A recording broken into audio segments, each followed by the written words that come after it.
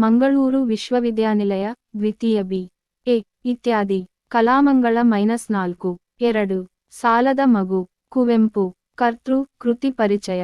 ಕುವೆಂಪು ಕಾವ್ಯನಾಮದಿಂದ ಸುಪ್ರಸಿದ್ಧರಾದ ಕುಪ್ಪಳ್ಳಿ ವೆಂಕಟಪ್ಪನವರ ಮಗ ಪುಟ್ಟಪ್ಪನವರು ಹೊಸಗನ್ನಡದ ಮಹಾಕವಿಗಳು, ಶ್ರೇಷ್ಠ ಭಾವಗೀತಕಾರರು, ಮಹಾನ್ ಕಾದಂಬರಿಕಾರರು, ವೈಚಾರಿಕ ಪ್ರಜ್ಞೆಯ ರಮ್ಯ ವಿಮರ್ಶಕರು. 1904 ಡಿಸೆಂಬರ್ 29 ರಂದು ಶಿವಮೊಗ್ಗ ಜಿಲ್ಲೆಯ ತೀರ್ಥಹಳ್ಳಿ ತಾಲೂಕಿನ ಕುಪ್ಪಳ್ಳಿಯಲ್ಲಿ ಕುವೆಂಪು ಅವರು ಜನಿಸಿದರು. ಕನ್ನಡ ಅಧ್ಯಾಪಕರಾಗಿ, ಪ್ರಾಧ್ಯಾಪಕರಾಗಿ, ಪ್ರಾಚಾರ್ಯರಾಗಿ, ಮೈಸೂರು ವಿಶ್ವವಿದ್ಯಾನಿಲಯದ ಕುಲಪತಿಗಳಾಗಿ ಕಾರ್ಯನಿರ್ವಹಿಸಿ ನಿವೃತ್ತರಾದರು. ಸುಮಾರು 70ಕ್ಕೂ ಹೆಚ್ಚು ಕೃತಿಗಳನ್ನು ರಚಿಸಿದ ಕುವೆಂಪು ಅವರು ಕನ್ನಡ ಸಾಹಿತ್ಯಕ್ಕೆ ಸಲ್ಲಿಸಿದ ಸೇವೆ ಅನನ್ಯವಾದುದು. 1930 ರಲ್ಲಿ ಕೊಳಲು ಕವನ ಸಂಕಲನದಿಂದ ಪ್ರಾರಂಭವಾದ ಕುವೆಂಪು ಅವರ ಕಾವ್ಯರಚನೆ ಶ್ರೀರಾಮಾಯಣ ದರ್ಶನಂ ಮಹಾಕಾವ್ಯದಲ್ಲಿ ಸಿದ್ಧಿಯನ್ನು ಪಡೆಯಿತು. ಕೃತಿಗಳು: ಕೊಳಲು, ಅಗ್ನಿಹಂಸ, ಕದರಡಿಕೆ, ಪಕ್ಷಿಕಾಶಿ, ಪಾಂಚಜನ್ಯ, ಕೋಗಿಲೆ ಮತ್ತು ಸೋವಿಯತ್ ರಷ್ಯಾ, ಅನಿಕೇತನ, ನವಿಲು, ಕನ್ನಡ ಡಿಂಡಿಮ, ಚಂದ್ರ ಮಂಚಕೆ ಬಾ ಚಕೋರಿ, ಅನುತ್ತರ, ಷೋಡಶಿ, ಜೇನಾಗುವ ಇವು ಕುವೆಂಪು ಅವರ ಕೆಲ ಪ್ರಮುಖ ಕವನ ಸಂಕಲನಗಳು. ಚಿತ್ರಾಂಗದ ಇವರ ಪ್ರಸಿದ್ಧ ಖಂಡಕಾವ್ಯ. ಸ್ಮಶಾನ ಕುರುಕ್ಷೇತ್ರಂ, ಜಲಗಾರ, ಶೂದ್ರ ತಪಸ್ವಿ, ರಕ್ತಾಕ್ಷಿ, ಬಿರುಗಾಳಿ, ಮಹಾರಾತ್ರಿ ಇವು ಕುವೆಂಪು ಅವರ ಕೆಲ ಪ್ರಮುಖ ನಾಟಕಗಳು. ಕಾನೂರ ಸುಬ್ಬಮ್ಮ ಹೆಗ್ಗಡತಿ, ಮಲೆಗಳಲ್ಲಿ ಮದುಮಗಳು ಇವು ಇವರ ಮಹಾನ್ ಕಾದಂಬರಿಗಳು. ರಾಮಕೃಷ್ಣ ಪರಮಹಂಸ, ಸ್ವಾಮಿ ವಿವೇಕಾನಂದ ಇವು ಇವರ ಪ್ರಸಿದ್ಧ ಜೀವನ ಚರಿತ್ರೆಗಳು. ತಪೋನಂದನ, ದೌಪದಿಯ ಶ್ರೀಮುಡಿ, ಸರೋವರದ ಸಿರಿಗನ್ನಡಿ ಇವು ಕುವೆಂಪು ಅವರ ರಮ್ಯ ವಿಮರ್ಶಾಕೃತಿಗಳು. ವಿಭೂತಿ ಪೂಜೆ, ನಿರಂಕುಶ ಮತಿಗಳಾಗಿ ಇವು ಇವರ ಕೆಲ ಅಪ್ಪಟ ವೈಚಾರಿಕ ಕೃತಿಗಳು. ರಸೋವೈಸ ಇದು ಕುವೆಂಪು ಅವರ ಪ್ರಸಿದ್ಧ ಕಾವ್ಯಮೀಮಾಂಸಾ ಕೃತಿ. ನೆನಪಿನ ದೋಣಿಯಲ್ಲಿ ಇದು ಕುವೆಂಪು ಅವರ ಆತ್ಮಕಥೆ. ಕುವೆಂಪು ಅವರ ದೈತ್ಯ ಪ್ರತಿಭೆಗೆ ಕನ್ನಡದ ಪ್ರಥಮ ಪ್ರಶಸ್ತಿಗಳ ಸರಮಾಲೆಯೇ ಸಂದಿದೆ. ಇವರ ಶ್ರೀರಾಮಾಯಣ ದರ್ಶನಂ ಜಗದ್ಭವ್ಯ ಮೇರು ಕಾವ್ಯಕ್ಕೆ 1955 ರಲ್ಲಿ ಭಾರತೀಯ ಜ್ಞಾನಪೀಠ ಪ್ರಶಸ್ತಿ ಹಾಗೂ ಕೇಂದ್ರ ಸಾಹಿತ್ಯ ಅಕಾಡೆಮಿ ಪ್ರಶಸ್ತಿ ಲಭಿಸಿದೆ. ರಾಜ್ಯ ಸಾಹಿತ್ಯ ಅಕಾಡೆಮಿ ಪ್ರಶಸ್ತಿ, ಪದ್ಮಭೂಷಣ ಪ್ರಶಸ್ತಿ, ಪದ್ಮವಿಭೂಷಣ ಪ್ರಶಸ್ತಿ, ಪಂಪ ಪ್ರಶಸ್ತಿ, ಕರ್ನಾಟಕ ರತ್ನ ಪ್ರಶಸ್ತಿ ಇವೆಲ್ಲ ಕುವೆಂಪು ಅವರಿಗೆ ಸಂದ ಪ್ರಥಮ ಪ್ರಶಸ್ತಿಗಳು. ರಾಷ್ಟ್ರಕವಿ ಪ್ರಶಸ್ತಿ ಪಡೆದವರಲ್ಲಿ ಗೋವಿಂದ ಪೈಯವರ ನಂತರದ ಎರಡನೆಯ ಕವಿ ಕುವೆಂಪು ಅವರು. ಕುವೆಂಪು ಅವರು 1957 ರಲ್ಲಿ ಧಾರವಾಡದಲ್ಲಿ ನಡೆದ 39ನೇ ಅಖಿಲ ಭಾರತ ಕನ್ನಡ ಸಾಹಿತ್ಯ ಸಮ್ಮೇಳನದ ಅಧ್ಯಕ್ಷರಾಗಿದ್ದರು. ಮೈಸೂರು, ಬೆಂಗಳೂರು, ಕರ್ನಾಟಕ ಹಾಗೂ ಗುಲಬರ್ಗಾ ವಿಶ್ವವಿದ್ಯಾನಿಲಯಗಳು ಇವರಿಗೆ ಗೌರವ ಡಾಕ್ಟರೇಟ್ ಪ್ರಶಸ್ತಿ ನೀಡಿ ಗೌರವಿಸಿವೆ. ಸಹ್ಯಾದ್ರಿ, ಗಂಗೋತ್ರಿ ಇವು ಕುವೆಂಪು ಅವರಿಗೆ ಸಂದ ಅಭಿನಂದನ ಗ್ರಂಥಗಳು. ತಿರುಳು, ಸಾಲದ ಮಗು ಕುವೆಂಪು ಅವರ ಪ್ರಮುಖ ಸಣ್ಣಕಥೆಗಳಲ್ಲಿ ಒಂದು. ಮಲೆನಾಡಿನ ಜಮೀನ್ದಾರಿ ಪದ್ಧತಿಯ ದಪ್ಪ ಹಾಗೂ ಕ್ರೌರ್ಯವನ್ನು ಪ್ರತಿಪಾದಿಸುವುದು, ತನ್ಮೂಲಕ ಓದುಗರಲ್ಲಿ ಈ ಬಗೆಗೆ ಎಚ್ಚರವನ್ನು ಮೂಡಿಸುವುದು ಈ ಸಣ್ಣಕಥೆಯ ಮೂಲ ಆಶಯ.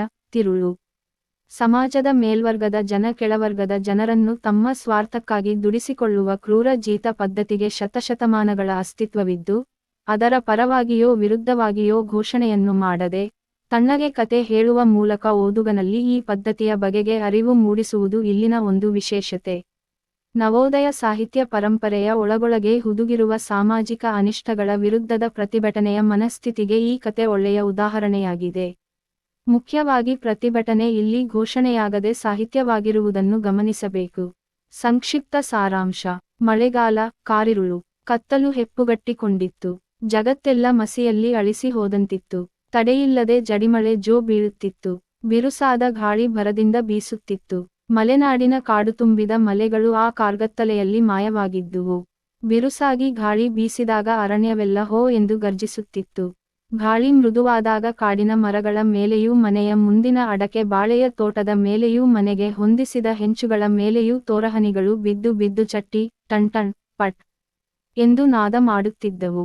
ಆ ಮಳೆಗಾಳಿಗಳ ಜಗತ್ತು ನಾದಮಯ, ತಿಮಿರಮಯ, ವರ್ಷಮಯವಾಗಿತ್ತು. ಆ ಮಳೆ, ಆ ಗಾಳಿ, ಆ ನಿರಂತರ ನಾದ, ಆ ಕಾಲದ ಚಳಿ ಇವುಗಳಲ್ಲಿ ಮನೆಯಲ್ಲಿ ಬೆಚ್ಚಗೆ ಮಲಗಿಕೊಳ್ಳುವ ಯಾರಿಗೂ ಸಾಧ್ಯವಿಲ್ಲ. ಮನೆಯಲ್ಲಿ ಎಲ್ಲರೂ ಗಾಢನಿದ್ರೆಯಲ್ಲಿದ್ದರು. ಹೀಗಿರಲು ಒಂದು ಸಾರಿ ಗಾಳಿ ಭಯಂಕರವಾಗಿ ಬೀಸಿತು, ಮಳೆ ಭಯಂಕರವಾಗಿ ಬಿತ್ತು. ಮಿಂಚು ಭಯಂಕರವಾಗಿ ಮಿಂಚಿತು, ಕೂಡಲೇ ಭಯಾನಕವಾಗಿ ಸಿಡಿಲೆರಗಿತ್ತು. ಬ್ರಹ್ಮಾಂಡವೇ ಕೆಳಗೆ ಬಿದ್ದು ಗಾಜಿನ ಬುರುಡೆಯಂತೆ ಪಟಪಟನೆ ಪುಡಿಯಾಯಿತೋ ಎಂಬಂತೆ ಸಿಡಿಲೆರಗಿತು. ಗೌಡರಿಗೆ ದಿಗಿಲೆಂದು ಎಚ್ಚರವಾಯಿತು. ಸುಬ್ಬಾ, ಸುಬ್ಬಾ, ಏ ಸುಬ್ಬಾ ಎಂದು ಕೂಗಿ ಕರೆದರು. ಸುಬ್ಬನಿಗೆ ಎಚ್ಚರವಾಗಲಿಲ್ಲ. ಅವನು ಕೆಳಜಗುಲಿಯ ಒಂದು ಮೂಲೆಯಲ್ಲಿ ಯಾರೋ ದಾನ ಮಾಡಿದ್ದ 2-3 ಚಿಂದಿ ಕಂಬಳಿಗಳನ್ನು ಬಲವಾಗಿ ಸುತ್ತಿಕೊಂಡು ಹೆದೆಯೇರಿಸಿದ ಬಿಲ್ಲಿನಂತೆ ಬಾಗಿ ಬಿದ್ದಿದ್ದನು. ಬಹಳ ಚಿಕ್ಕವನಾದ ಅವನು ಆ ದಿನವೆಲ್ಲ ಗದ್ದೆಯಲ್ಲಿ ದೊಡ್ಡವರೊಡನೆ ಕೆಲಸ ಮಾಡಿ ದಣಿದಿದ್ದನು. ಅನಾಥರಿಗೆ ಪರಮಜನನಿಯಾದ ನಿದ್ರಾದೇವಿಯ ಮಡಿಲಲ್ಲಿ ಆ ಪರದೇಶಿ ಬಾಲಕನು ಮರವಟ್ಟು ಬಿದ್ದಿದ್ದನು. ಗೌಡರಿಗೆ ರೇಗಿತು. 2-3 ಸಲ ಕೂಗಿದರು. ಆ ಮಳೆಯ ಗಲಭೆಯಲ್ಲಿ ಅವರ ಧ್ವನಿ ಅವರಿಗೆ ಕೇಳಿಸುವಂತಿರಲಿಲ್ಲ. ಆದರೂ ರೇಗಿದರು. ಹಾಸಿಗೆಯಿಂದೆದ್ದು ಒಂದು ಬೆತ್ತ ತೆಗೆದುಕೊಂಡು ಮೇಲುಜಗಲಿಯಿಂದ ಕೆಳಗಿಳಿದರು. ಗೌಡರು ಮನೆಯ ಯಜಮಾನರು, ಶ್ರೀಮಂತರು. ಆ ಗ್ರಾಮಕ್ಕೆಲ್ಲಾ ಒಡೆಯರು, ಕಠೋರ ಸ್ವಭಾವದವರು. ಅವರಿಗೆ ವಯಸ್ಸು 60ರ ಮೇಲಾಗಿತ್ತು. 3 ಮದುವೆಗಳಾಗಿದ್ದುವು. 4-5 ಮನೆತನಗಳಿಗೆ ಹೆಚ್ಚು ಬಡ್ಡಿಯ ಮೇಲೆ ಸಾಲ ಕೊಟ್ಟು ಅವುಗಳನ್ನು ಹಾಳು ಮಾಡಿದ್ದರು. ಅವರನ್ನು ಕಂಡರೆ ಎಲ್ಲರಿಗೂ ಹುಲಿಯನ್ನು ಕಂಡಂತೆ ಭೀತಿ. ಗೌಡರು ಆ ಭೀತಿಯನ್ನು ತಮಗೆ ತೋರಿಸುವ ಗೌರವವೆಂದು ತಿಳಿದುಕೊಂಡಿದ್ದರು. ದಿನವೂ ಬ್ರಾಂದಿ ಕುಡಿಯದೆ ಅವರಿಗೆ ನಿದ್ದೆ ಬರುತ್ತಿರಲಿಲ್ಲ. ಆದರೆ ನಿಯಮ ನಿಷ್ಠೆಗಳಿಗೇನೂ ಕಡಿಮೆಯಿರಲಿಲ್ಲ. ಮೈ ತುಂಬ ಬೇಕಾದಷ್ಟು ನಾಮದ ಪಟ್ಟೆ ಹಾಕಿಕೊಳ್ಳುವರು. ನಿತ್ಯವೂ ಶಿವಪೂಜೆ ಮಾಡುವರು. ಅವರು ತಮ್ಮ ಕೋಣೆಯಲ್ಲಿ ಕುಳಿತು ಬ್ರಾಂದಿ ಕುಡಿಯುವಾಗ ಅದನ್ನು ಶೀಸೆಯಿಂದ ಗ್ಲಾಸಿಗೆ ಹಾಕುತ್ತಾ, ಹೊರಗಿನವರು ತಾನು ದೇವರ ಧ್ಯಾನದಲ್ಲಿರುವೆನೆಂದು ತಿಳಿದುಕೊಳ್ಳಲಿ ಎಂದು ಅವರಿಗೆ ಬಾಟಲಿಯ ಮುಚ್ಚಳ ತೆಗೆಯುವ ಸದ್ದು, ಬ್ರಾಂದಿ ಹೊಯ್ಯುವ ಸದ್ದು ಕೇಳಿಸಬಾರದೆಂದು, ಹರಿನಾರಾಯಣ ಹರಿನಾರಾಯಣ ಹರಿನಾರಾಯಣ ಎನ್ನು ಮನವೇ ಎಂದು ಗಟ್ಟಿಯಾಗಿ ರಾಗದಿಂದ ಹೇಳುವರು. ಮಳೆಗಾಲದಲ್ಲಂತೂ ಬಹಳ ಹೆಚ್ಚಾಗಿ ಹರಿನಾರಾಯಣ ಮಾಡುತ್ತಿದ್ದರು. ಸುಬ್ಬ 8-10 ವರ್ಷದ ಹುಡುಗ. ಅವನ ತಂದೆ ರಂಗಗೌಡರ ಒಕ್ಕಲಾಗಿದ್ದನು. ಸುಬ್ಬನ ತಾಯಿ ಮಗನನ್ನು ಹೆತ್ತ 2 ವರ್ಷಗಳಲ್ಲಿಯೇ ತೀರಿಹೋಗಿದ್ದಳು. ರಂಗನು ಮತ್ತೊಂದು ಮದುವೆ ಮಾಡಿಕೊಳ್ಳಬೇಕೆಂದು ಬಹಳ ಪ್ರಯತ್ನಪಟ್ಟನು. ಹೆಣ್ಣು ಕೂಡ ಗೊತ್ತಾಯಿತು. ಆದರೆ ಅದಕ್ಕೆ 300 ರೂಪಾಯಿ ತೆರ ಕೊಡಬೇಕೆಂದು ಹೆಣ್ಣಿನವರು ಕೇಳಿದರು. ಬಡ ರಂಗ ಒಡೆಯರಾದ ಗೌಡರ ಹತ್ತಿರ ಸಾಲ ಕೇಳಿದನು. ಗೌಡರು ಅದಾಗಲೇ ರಂಗನ ಮೇಲೆ ಇದ್ದ 300 ರೂಪಾಯಿಗಳ ಸಾಲವನ್ನು ತೋರಿಸಿ ಇನ್ನೂ 1 ಕಾಸನ್ನೂ ಕೂಡುವುದಕ್ಕಾಗುವುದಿಲ್ಲ ಎಂದರು. ಹೀಗಾಗಿ ರಂಗನ ಮದುವೆ ನಿಂತಿತು. ಕೆಲ ದಿನಗಳಲ್ಲಿಯೇ ರಂಗನಿಗೆ ರೇಷ್ಮೆ ಕಾಯಿಲೆ ಬಂದು ತೀರಿಹೋದನು. ಗೌಡರು ತಮ್ಮ ಸಾಲಕ್ಕಾಗಿ ಅವನ ಮಗ ಸುಬ್ಬನನ್ನು ಮನೆಯಲ್ಲಿ ಜೀತದಾಳನ್ನಾಗಿ ಮಾಡಿ ಇಟ್ಟುಕೊಂಡು ಅಗಸರು ಕತ್ತೆಗಳ ಮೇಲೆ ಹೊರೆ ಹೊರಿಸುವಂತೆ ಆ ಬಾಲಕನ ಮೇಲೆ ಕೆಲಸಗಳನ್ನು ಹೇರತೊಡಗಿದರು. ಸುಬ್ಬನ ಕೈಲಿ ಆಗಲಿ ಆಗದೆ ಹೋಗಲಿ ಕೆಲಸ ಮಾಡಲೇಬೇಕಿತ್ತು. ಗೌಡರು ಹುಡುಗನಿಗೆ ಬುದ್ಧಿ ಬರಲಿ ಎಂದು ಆಗಾಗ ಹೊಡೆಯುತ್ತಿದ್ದರು. ಸುಬ್ಬನು ದಿನದಿನವೂ ಕೃಶವಾಗುತ್ತಿದ್ದನು. ಅವನೆಲ್ಲಿಯಾದರೂ ಜ್ವರ ಬಂದು ಮಲಗಿಕೊಂಡರೆ ಗೌಡರು 2 ಗುದ್ದು ಹೇರಿ ಕೆಲಸಕ್ಕೆ ದಬ್ಬುತ್ತಿದ್ದರು. ಆ ಹುಡುಗ ಜ್ವರದ ಚಳಿಯಲ್ಲಿ ನಡುಗುತ್ತಾ ಕೆಲಸಕ್ಕೆ ಹೋಗುವನು. ಕೆಲವು ಸಾರಿ ದೊಡ್ಡವರಾದ ಇತರ ಆಳುಗಳು ಸುಬ್ಬನ ಮೇಲಿನ ಕನಿಕರದಿಂದ ಅವನನ್ನು ಮಲಗಿಕೊಳ್ಳುವಂತೆ ಹೇಳಿ ತಾವೇ ಅವನ ಕೆಲಸವನ್ನೂ ಮಾಡುತ್ತಿದ್ದರು. ಆದರೆ ಗೌಡರು ಬರುವ ಸೂಚನೆ ತಿಳಿದ ಕೂಡಲೇ ಸುಬ್ಬನನ್ನು ಎಚ್ಚರಿಸುವರು. ಅವನು ಜ್ವರದ ಭರದಲ್ಲಿ ತತ್ತರಿಸುತ್ತಾ ಎದ್ದು ಕೆಲಸಕ್ಕೆ ಕೈ ಹಾಕುತ್ತಿದ್ದನು. ಹೀಗೆ ಅನಾಥನು ದಿನದಿನವೂ ಸುಡುಗಾಡಿಗೆ ಸಮೀಪವಾಗುತ್ತಿದ್ದನು. ಗೌಡರು ಕರೆದಾಗ ಸುಬ್ಬ ನಿದ್ದೆ ಮಾಡುತ್ತಿದ್ದುದೇನೋ ಹೌದು. ಆದರೆ ಅನಾರೋಗ್ಯವಿರುವವರಿಗೆ ಕನಸಿಲ್ಲದ ನಿದ್ದೆ ಬರುವುದೇ ದುರ್ಲಭ. ಸುಬ್ಬ ಏನೇನೋ ಕನಸು ಕಾಣುತ್ತಿದ್ದನು. ಜಾಗೃತವಸ್ಥೆಯಲ್ಲಿ ತನಗಿಲ್ಲದ ಸುಖಗಳನ್ನು ಕಂಡುಂಡು ಸವಿಯುತ್ತಿದ್ದನು. ನನಸಿನಲ್ಲಿ ಲಭಿಸದ ಬಯಕೆಗಳು ಕನಸಿನಲ್ಲಿ ಕೈಗೂಡುವುದು ಸ್ವಭಾವ. ಸುಬ್ಬ ಕನಸಿನಲ್ಲಿ ತಂದೆತಾಯಿಯರೊಡನೆ ಒಂದು ಸುಂದರವಾದ ಸೌಧದಲ್ಲಿ ನಲಿಯುತ್ತಿದ್ದನು. ಅಲ್ಲಿ ಬೇಕಾದಷ್ಟು ಉಡುಗೆ ತೊಡುಗೆಗಳನ್ನು ಧರಿಸಿದ್ದನು. ಅಲ್ಲಿ ಅವನು ಕೆಲಸ ಮಾಡಬೇಕಾಗಿಯೇ ಇರಲಿಲ್ಲ. ಕೈಗೆ ಕಾಲಿಗೆ ಆಳುಗಳಿದ್ದರು. ಜೊತೆಗೆ ಆಡಲು ಹುಡುಗರಿದ್ದರು. ವಿಧವಿಧವಾದ ಭಕ್ಷ್ಯಭೋಜ್ಯಗಳು ಅವನು ತಿಂದು ತಿಂದು ಮಿಗುವಷ್ಟಿದ್ದುವು. ಗೌಡರು ಬೆತ್ತದಿಂದ ರಪ್ಪ ರಪ್ಪನೆ ಹೊಡೆದಾಗ ಅವನು ಚೀರಿ ಹಾರಿಬಿದ್ದನು. ಕಣ್ಣೆರೆದು ನೋಡಿದರೆ ಲಾಟಿನ ಬೆಳಕಿನಲ್ಲಿ ಗೌಡರ ರುದ್ರಮೂರ್ತಿ. ಸುಬ್ಬ, ಅಯ್ಯೋ ದಮ್ಮಯ್ಯ ಎಂದು ಸುತ್ತಿದ್ದ ಕಂಬಳಿಯನ್ನು ಬೇಗಬೇಗನೆ ಬಿಚ್ಚಿಕೊಂಡು ಎದ್ದನು. ಗೌಡರು, ಏನೋ ಕಳ್ಳಮಗ, ಕರೆದರೆ ಸುಳ್ಳು ನಿದ್ದೆ ಮಾಡಿಕೊಂಡು ಮಲಗಿದ್ದೀಯ ಎಂದು ಮತ್ತೊಂದು ಏಟು ಹೊಡೆದರು. ಸುಬ್ಬ ಒರಲುತ್ತಾ ಕಣ್ಣೀರು ಸುರಿಸುತ್ತಾ ನಿಂತನು. ಅವನಿಗೆ ನೋವಲ್ಲದೆ ಬೇರೆ ಯಾವುದೂ ಸರಿಯಾಗಿ ಅರ್ಥವಾಗಲೇ ಇಲ್ಲ. ಗೌಡರು ಕಠೋರ ಧ್ವನಿಯಿಂದ, ಹೋಗೋ, ನಡಿಯೋ, ಗದ್ದೇಲಿ ಹಾಕಿದ್ದ ಕೂನಿ ನೋಡಿಕೊಂಡು ಬಾರೋ ಎಂದು ಮತ್ತೆ ಬೆತ್ತ ಎತ್ತಿದರು. ಸುಬ್ಬ, ಹೋಗೀನಯ್ಯ ಎಂದು ದೀರ್ಘವಾಗಿ ಕೂಗಿದನು. ಮಳೆಗಾಲದಲ್ಲಿ 10 ಮೀನು ಹತ್ತುವ ಸಮಯದಲ್ಲಿ ರೈತರು ಕೂನಿ ಹಾಕಿ ಮೀನು ಹಿಡಿಯುತ್ತಾರೆ.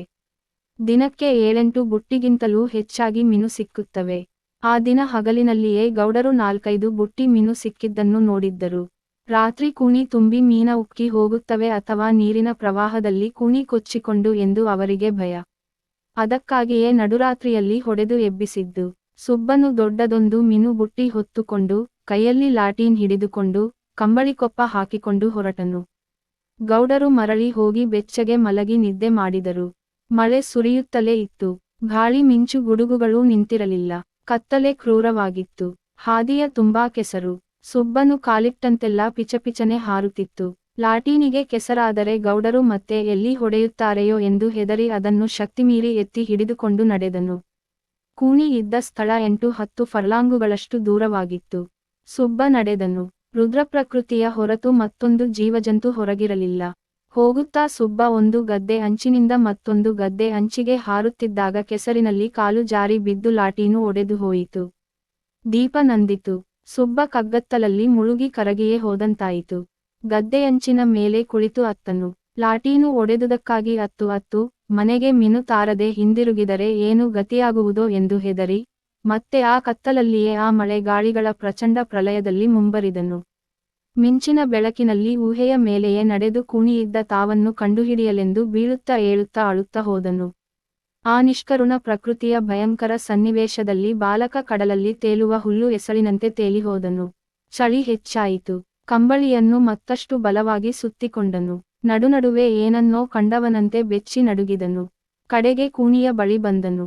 ಸುಬ್ಬನು ಕೂಣಿಯ ಬಳಿ ಸೇರಿ ಕೈಯಲ್ಲಿದ್ದ ಬುಟ್ಟಿಯನ್ನು ಕೆಳಗಿಟ್ಟು ಬಹು ಪ್ರಯಾಸದಿಂದ ಕೂಣಿಯನ್ನೆತ್ತಿದನು. ಕೂಣಿ ಮೀನಿನಿಂದ ತುಂಬಿ ಹೋಗಿತ್ತು. ಒಳಗೆ ಮೀನು ಚೋಳ ಚೋಳ್ ಎಂದು ಸದ್ದು ಮಾಡುತ್ತಿದ್ದುವು. ಕೆಲವು ಕೂಣಿಯ ಒಳಪಕ್ಕಕ್ಕೆ ಹಾರಿ ಬಡಿದು ಬೀಳುತ್ತಿದ್ದುವು. ಸುಬ್ಬ ಕೂಣಿಯನ್ನು ಎತ್ತಿ ಅಂಚಿನ ಮೇಲೆ ಇಟ್ಟನು. ಇಟ್ಟು ಪನ್ನೆಯನ್ನು ಈಚೆಗೆ ತೆಗೆದನು. ಪನ್ನೆ ಎಂದರೆ ಸೀಮೆ ಎಣ್ಣೆಯನ್ನು ನೆಟ್ಟ ಬಿದಿರಿನ ಕುಳ್ಳೆ. ಪನ್ನೆಯನ್ನು ಹಣಿಯ ಮೇಲೆ ಇಟ್ಟಿರುತ್ತಾರೆ. ಒಡನೆಯೇ ಮೀನು ತಿನ್ನಲೆಂದು ಬಂದು ಅದರೊಳಗಿದ್ದ ಒಂದು ಕೃಷ್ಣಸರ್ಪ ಬುಸ್ಸೆಂದು ಚಿಮ್ಮಿ ಸುಬ್ಬನನ್ನು ಕಚ್ಚಿ ಓಡಿಹೋಯಿತು. ಸುಬ್ಬ ಕಿಟ್ಟನೆ ಚೀರಿದನು. ವಿಷವೇರಿ ಕೆಳಗೆ ಬಿದ್ದನು. ಬೆಳಗಾದ ಮೇಲೆ ಗೌಡರು ಸುಬ್ಬ ಬಾರದಿದ್ದನ್ನು ನೋಡಿ ಬಹಳ ರೇಗಿದರು. ರಾತ್ರಿ ಕೂಣಿಗೆ ಹೋಗದೆ ಮನೆಯಲ್ಲಿಯೇ ಎಲ್ಲಿಯೋ ಅಡಗಿರಬೇಕೆಂದು ಕೈಯಲ್ಲಿ ದೊಡ್ಡ ದೊಣ್ಣೆ ಹಿಡಿದು ಹುಡುಕಿದರು.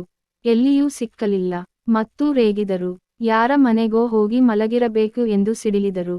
ಕಡೆಗೆ ತಾವೇ ಒಬ್ಬ ಆಳನ್ನು ಜೊತೆಗೆ ಕರೆದುಕೊಂಡು ಅವನನ್ನು ಪತ್ತೆ ಹಚ್ಚಲು ಹೊರಟರು. ದಾರಿಯಲ್ಲಿ ಗದ್ದೆಯಂಚಿನ ಬಳಿ ಒಡೆದ ಲಾಟೀನು ಬಿದ್ದಿತ್ತು. ಅಲ್ಲಿಯೂ ರೇಗಿದರು. ಅವನು ಸಿಕ್ಕಲಿ, ಎಲುಬು ಮುರಿಯುತ್ತೇನೆ ಎಂದು ಗರ್ಜಿಸಿದರು. ಮುಂದೆ ಹೋದರು. ಕೂಣಿ ಸಮೀಪವಾಯಿತು. ದೂರದಿಂದಲೇ ಕೂಣಿ ಮಗುಚಿಕೊಂಡು ಅಂಚಿನ ಮೇಲೆ ಬಿದ್ದಿದ್ದುದನ್ನು ಕಂಡು, ಅಯ್ಯೋ, ಹಾಳು ಬಡ್ಡಿಮಗ, ಮೀನೂ ಸಿಕ್ಕದಂತೆ ಮಾಡಿದ್ದಾನಲ್ಲ ಎಂದುಕೊಂಡರು. ಇನ್ನೂ ಹತ್ತಿರ ಹೋದರು.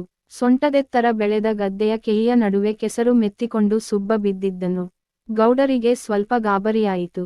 ಕರೆದರು. ಓಕೊಳ್ಳಲಿಲ್ಲ, ಏಳಲಿಲ್ಲ, ಅಲುಗಾಡಲಿಲ್ಲ. ಜೊತೆ ಬಂದಿದ್ದ ಆಳಿನ ಕೈಯಲ್ಲಿ ಎತ್ತಲು ಹೇಳಿದರು. ಅವನು ಹೋಗಿ ಎತ್ತಿದನು. ಹೆಣ ನಿಮಿರಿ ನಿಂತಿತು.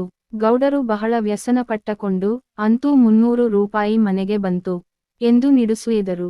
8 ಅಂಕದ ಪ್ರಶ್ನೋತ್ತರಗಳು. ಪ್ರಶ್ನೆ 1, ಸಾಲದ ಮಗು, ಕಥೆಯ ಹಿನ್ನೆಲೆಯಲ್ಲಿ ಜೀತ ಪದ್ಧತಿಯನ್ನು ವಿವರಿಸಿ. ಅಥವಾ ಪ್ರಶ್ನೆ 2, ಜಮೀನ್ದಾರರ ಕ್ರೌರ್ಯವನ್ನು, ಸಾಲದ ಮಗು, ಕಥೆಯಲ್ಲಿ ಕುವೆಂಪು ಅವರು ಹೇಗೆ ಚಿತ್ರಿಸಿದ್ದಾರೆ? ಉತ್ತರ: ಸಾಲದ ಮಗು, ಕಥೆಯಲ್ಲಿ ಕುವೆಂಪು ಅವರು ಜೀತ ಪದ್ಧತಿಯನ್ನು ಹಾಗೂ ಅದಕ್ಕೆ ಕಾರಣರಾದ ಜಮೀನ್ದಾರರ ಕ್ರೌರ್ಯವನ್ನು ತುಂಬಾ ಪರಿಣಾಮಕಾರಿಯಾಗಿ, ಹೃದಯವಿದ್ರಾವಕವಾಗಿ ಚಿತ್ರಿಸಿದ್ದಾರೆ.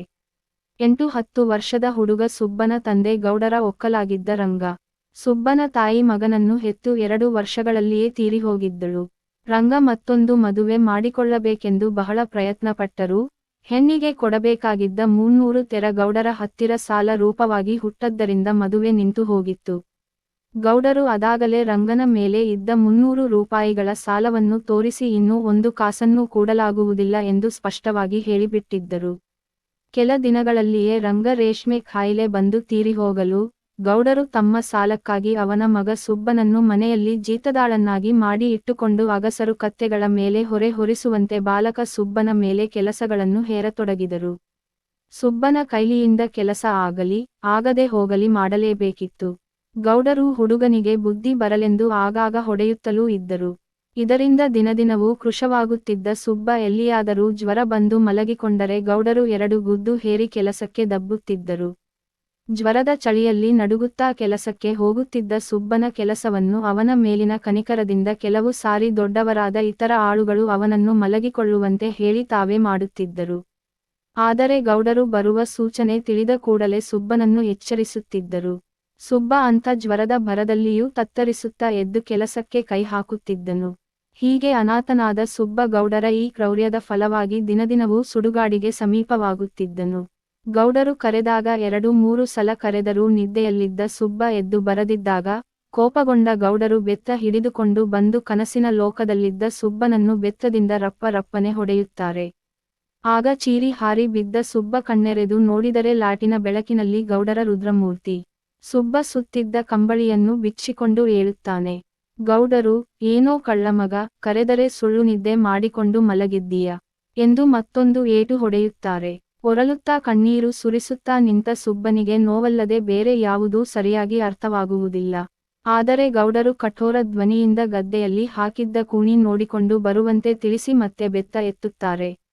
ಹೋಗೀನಯ್ಯ ಎಂದು ದೀರ್ಘವಾಗಿ ಕೂಗಿದ ಸುಬ್ಬ ದೊಡ್ಡದೊಂದು ಮಿನು ಬುಟ್ಟಿ ಹೊತ್ತುಕೊಂಡು ಕೈಯಲ್ಲಿ ಲಾಟೀನ್ ಹಿಡಿದುಕೊಂಡು ಕಂಬಳಿಕೊಪ್ಪ ಹಾಕಿಕೊಂಡು ಹೊರಡುತ್ತಾನೆ. ಮಳೆ ಗಾಳಿ ಮಿಂಚು ಗುಡುಗುಗಳ ಆ ಕ್ರೂರ ಕತ್ತಲೆಯಲ್ಲಿ ಸುಬ್ಬ ಕೆಸರು ತುಳಿಯುತ್ತಾ ಲಾಟೀನಿಗೆ ಕೆಸರು ಸಿಡಿದರೆ ಗೌಡರು ಮತ್ತೆಲ್ಲಿ ಹೊಡೆಯುತ್ತಾರೆಯೋ ಎಂದು ಹೆದರಿ ಅದನ್ನು ಶಕ್ತಿಮೀರಿ ಎತ್ತಿ ಹಿಡಿದುಕೊಳ್ಳುತ್ತಾ ಒಂದು ಗದ್ದೆ ಅಂಚಿನಿಂದ ಮತ್ತೊಂದು ಗದ್ದೆ ಅಂಚಿಗೆ ಹಾರುತ್ತಿದ್ದಾಗ ಕೆಸರಿನಲ್ಲಿ ಕಾಲು ಜಾರಿ ಬಿದ್ದು ಲಾಟೀನು ಒಡೆದು ಹೋಗುತ್ತದೆ. ದೀಪ ನಂದಿ ಕಗ್ಗತ್ತಲಾವರಿಸುತ್ತದೆ. ಸುಬ್ಬ ಗದ್ದೆಯಂಚಿನ ಮೇಲೆ ಕುಳಿತು ಲಾಟೀನು ಒಡೆದುದಕ್ಕಾಗಿ ಅತ್ತು ಮನೆಗೆ ಮಿನು ತಾರದೆ ಹಿಂದಿರುಗಿದರೆ ಏನು ಗತಿಯಾಗುವುದೋ ಎಂದು ಹೆದರಿ ಮತ್ತೆ ಆ ಕತ್ತಲಲ್ಲಿಯೇ ಆ ಮಳೆ ಗಾಳಿಗಳ ಪ್ರಚಂಡ ಪ್ರಲಯದಲ್ಲಿ ಮುಂಬರಿಯುತ್ತಾನೆ. ಮಿಂಚಿನ ಬೆಳಕಿನಲ್ಲಿ ಊಹೆಯ ಮೇಲೆಯೇ ನಡೆದು ಬೀಳುತ್ತಾ ಏಳುತ್ತಾ ಅಳುತ್ತಾ ಕೂಣಿಯಿದ್ದಲ್ಲಿಗೆ ಬರುತ್ತಾನೆ. ಸುಬ್ಬ ಬಹು ಪ್ರಯಾಸದಿಂದ ಕೂಣಿಯನ್ನೆತ್ತಿ ಅಂಚಿನ ಮೇಲೆ ಇಟ್ಟು ಪನ್ನೆಯನ್ನು ಈಚೆಗೆ ತೆಗೆಯುತ್ತಾನೆ. ಒಡನೆಯೇ ಮಿನು ತಿನ್ನಲೆಂದು ಬಂದು ಅದರೊಳಗಿದ್ದ ಒಂದು ಕೃಷ್ಣಸರ್ಪ ಬುಸ್ಸೆಂದು ಚಿಮ್ಮಿ ಸುಬ್ಬನನ್ನು ಕಚ್ಚಿ ಓಡ್ಹೋಗುತ್ತದೆ. ಸುಬ್ಬ ಕಿಟ್ಟನೆ ಚೀರಿ ವಿಷವೇರಿ ಕೆಳಗೆ ಬಿದ್ದು ಸಾವನ್ನಪ್ಪುತ್ತಾನೆ. ಬೆಳಗಾದರೂ ಸುಬ್ಬ ಬಾರದಿದ್ದನ್ನು ನೋಡಿ ರೇಗಿದ ಗೌಡರು ಕೊನೆಗೆ ಒಬ್ಬ ಆಳನ್ನು ಜೊತೆಗೆ ಕರೆದುಕೊಂಡು ಕೂಣಿಯಲ್ಲಿಗೆ ಬಂದು ನೋಡುತ್ತಾರೆ. ಸುಬ್ಬ ಸತ್ತು ಬಿದ್ದಿದ್ದಾನೆ. ಅದನ್ನು ಕಂಡು ಬಹಳ ವ್ಯಸನಪಟ್ಟಕೊಂಡು ಗೌಡರು, ಅಂತೂ 300 ರೂಪಾಯಿ ಮನೆಗೆ ಬಂತು ಎಂದು ನಿಡುಸುಯುತ್ತಾರೆ. ಗೌಡರಿಗೆ ಸುಬ್ಬನ ತಂದೆ ರಂಗ ಕೊಡಬೇಕಾಗಿದ್ದ 300 ರೂಪಾಯಿ ಮುಖ್ಯವಾಗುತ್ತದೆಯೇ ಹೊರತು ಅದು ಮುಟ್ಟಿದ್ದು ಮುಖ್ಯವಾಗುತ್ತದೆಯೇ ಹೊರತು ಸುಬ್ಬನ ಪ್ರಾಣ ಮುಖ್ಯವಾಗುವುದಿಲ್ಲ. ಕ್ರೌರ್ಯದ ಮುಖಕ್ಕಿರುವ ಗುಣ ಇದೆ. ಅದು ತನ್ನ ಲಾಭವನ್ನು ನೋಡುತ್ತದೆಯೇ ಹೊರತು ಮನುಷ್ಯತ್ವವನ್ನು ನೋಡುವುದಿಲ್ಲ. ಹೀಗೆ ಸಾಲದ ಮಗು ಕತೆಯಲ್ಲಿ ಕುವೆಂಪು ಅವರು ಜೀತ ಪದ್ಧತಿಯನ್ನು, ಗೌಡರ ಕ್ರೌರ್ಯದ ದುಷ್ಪರಿಣಾಮವನ್ನು ಅತ್ಯಂತ ಹೃದಯವಿದ್ರಾವಕವಾಗಿ ಚಿತ್ರಿಸಿದ್ದಾರೆ. ಆರೋಂಕದ ಪ್ರಶ್ನೋತ್ತರಗಳು. ಪ್ರಶ್ನೆ 3. ಸಾಲದ ಮಗು ಕತೆಯ ಆಶಯ ಮತ್ತು ಸಂದೇಶವೇನು? ಉತ್ತರ: ಸಾಲದ ಮಗು ಕುವೆಂಪು ಅವರ ಒಂದು ಪ್ರಮುಖ ಕತೆ. ಜೀತ ಪದ್ಧತಿಯ ಕ್ರೌರ್ಯವನ್ನು ಸುಬ್ಬು ಎಂಬ ಹುಡುಗನ ದುರಂತದ ಮೂಲಕ ಹೃದಯವಿದ್ರಾವಕವಾಗಿ ಕಟ್ಟಿಕೊಡುವುದು ಈ ಕತೆಯ ಮೂಲ ಆಶಯ, ತಿರುಳು. ಗೀತ ಪದ್ಧತಿ ನಮ್ಮ ಸಮಾಜದ ಕೆಳ ವರ್ಗದ ಜನರನ್ನು, ಬಡವರನ್ನು, ದೀನದಲಿತರನ್ನು ಕಿತ್ತು ತಿನ್ನುವ ಅನಿಷ್ಟ ವ್ಯವಸ್ಥೆಗಳಲ್ಲಿ ಒಂದು. ಜಮೀನ್ದಾರರು ತಮ್ಮ ಸ್ವಾರ್ಥ ಸಾಧನೆಗಾಗಿ ಶೋಷಿತ ಜನರನ್ನು ಶತಶತಮಾನಗಳಿಂದ ಶೋಷಿಸುತ್ತಾ ಬಂದಿರುವುದು ಗತ ಇತಿಹಾಸ. ಜೀತದಂತ ಈ ಕ್ರೌರ್ಯ ಪದ್ಧತಿ ಇನ್ನಾದರೂ ನಿಲ್ಲಬೇಕು ಎಂಬ ಸಂದೇಶ ಈ ಕವನದ್ದು. ಜಮೀನ್ದಾರಿ ವ್ಯವಸ್ಥೆ ಕ್ರೌರ್ಯದ ಒಂದು ಮುಖ ಇಲ್ಲಿ ಅತ್ಯಂತ ಪರಿಣಾಮಕಾರಿಯಾಗಿ ಮೂಡಿ ಬಂದಿದೆ. ಈ ವ್ಯವಸ್ಥೆಗೆ ತನ್ನ ಸ್ವಾರ್ಥ ಮುಖ್ಯವಾಗುತ್ತದೆಯೇ ಹೊರತು ಮಾನವೀಯತೆ ಮುಖ್ಯವಾಗುವುದಿಲ್ಲ. ಇಲ್ಲಿ ಚಿತ್ರಿತವಾದ ಗೌಡರು ತಮ್ಮ ಸ್ವಾರ್ಥ ಸಾಧನೆಗಾಗಿ ಸುಬ್ಬ ಒಬ್ಬ ಬಾಲಕ ಎಂಬುದನ್ನು ಸಹಿತ ವಿಚಾರಿಸದೆ ಆತನನ್ನು ತನ್ನ ಇಷ್ಟ ಬಂದಂತೆ ದುಡಿಸಿಕೊಳ್ಳುತ್ತಾನೆ. ದುಡಿಮೆಯಲ್ಲಿ ಸ್ವಲ್ಪ ಕಡಿಮೆಯಾದರೆ ಹೊಡೆಯುತ್ತಾನೆ, ಬಡಿಯುತ್ತಾನೆ. ಸುಬ್ಬ ಜ್ವರ ಬಂದು ಮಲಗಿದರೂ ಈ ಗೌಡರಿಗೆ ಆ ಜ್ವರದಲ್ಲೂ ಸಬ್ಬನನ್ನು ದುಡಿಸಿಕೊಳ್ಳುವುದು ಮುಖ್ಯವಾಗುತ್ತದೆ ವಿನಃ ಕರುಣೆ ಮುಖ್ಯವಾಗುವುದಿಲ್ಲ. ಅಷ್ಟೇ ಅಲ್ಲ, ತಮ್ಮ ಕ್ರೌರ್ಯಕ್ಕೆ ಸುಬ್ಬ ಬಲಿಯಾದರೂ ತಮ್ಮ ಸಾಲ ಮುಟ್ಟಿದೆ ಎಂದು ನಿಟ್ಟಿಸಿಬಿಡುತ್ತಾರೆಯೇ ಹೊರತು ಸುಬ್ಬನ ಸಾವಿನ ಬಗ್ಗೆ ಕಿಂಚಿತ್ತೂ ವಿಚಾರಿಸುವುದಿಲ್ಲ. ಜಮೀನ್ದಾರಿ ಪದ್ಧತಿಯ ಗೀತ ವ್ಯವಸ್ಥೆಗೆ ಕರುಣೆಯ ಮುಖವಿಲ್ಲ, ಮಾನವೀಯತೆ ಇಲ್ಲ ಎಂಬುದನ್ನು ಈ ಕವನ ಅತ್ಯಂತ ಧ್ವನಿಪೂರ್ಣವಾಗಿ ಪ್ರತಿಪಾದಿಸಿದೆ. ಈ ಟಿಪ್ಪಣಿ ಬರೆಯಿರಿ. 1. ಸಾಲದ ಮಗು. 6 ಅಂಕದ ಪ್ರಶ್ನೋತ್ತರ ಭಾಗ ನೋಡಿ. ಈ ಒಂದು ವಾಕ್ಯದಲ್ಲಿ ಉತ್ತರಿಸಿ. ಪ್ರಶ್ನೆ 1.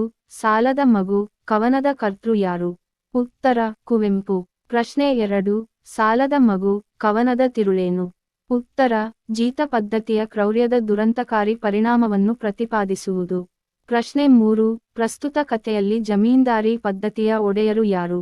ಉತ್ತರ ಗೌಡರು.